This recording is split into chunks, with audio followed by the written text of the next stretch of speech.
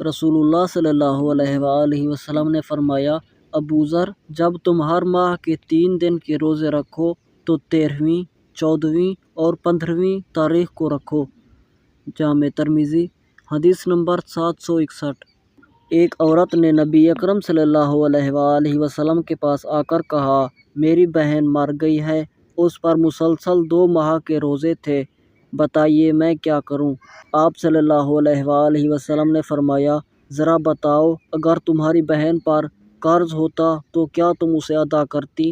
اس نے کہا، ہاں ادا کرتی۔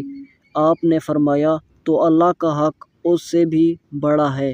جامع ترمذی، حدیث نمبر 716۔ رسول اللہ صلی اللہ علیہ وآلہ وسلم نے فرمایا، رمضان سے پہلے روزہ نہ رکھو، چاند دیکھ کر روزہ رکھو اور دیکھ کر ہی بند کرو، اور اگر بادل آڑے آ جائیں تو مہینے کے 30 دن پورے کرو۔ جامع ترمذی، حدیث نمبر 688۔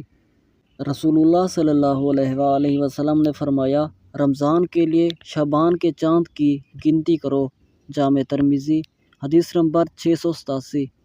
رسول کریم صلی اللہ علیہ وآلہ وسلم نے فرمایا کہ جس نے 1 رکعت نماز باجماعت پا لی، اس نے نماز باجماعت کا ثواب پا لیا۔ صحیح بخاری، حدیث نمبر 580۔ رسول اللہ صلی اللہ علیہ وآلہ وسلم نے فرمایا، جب ماہ رمضان کی پہلی رات آتی ہے تو شیطان اور سرکش جن جکڑ دیے جاتے ہیں، جہنم کے دروازے بند کر دیے جاتے ہیں، ان میں سے کوئی بھی دروازہ کھولا نہیں جاتا، اور جنت کے دروازے کھول دیے جاتے ہیں، ان میں سے کوئی بھی دروازہ بند نہیں کیا جاتا۔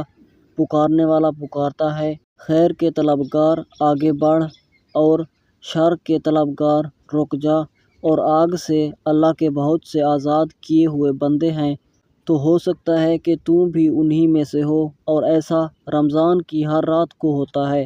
جامع ترمذی، حدیث نمبر 682۔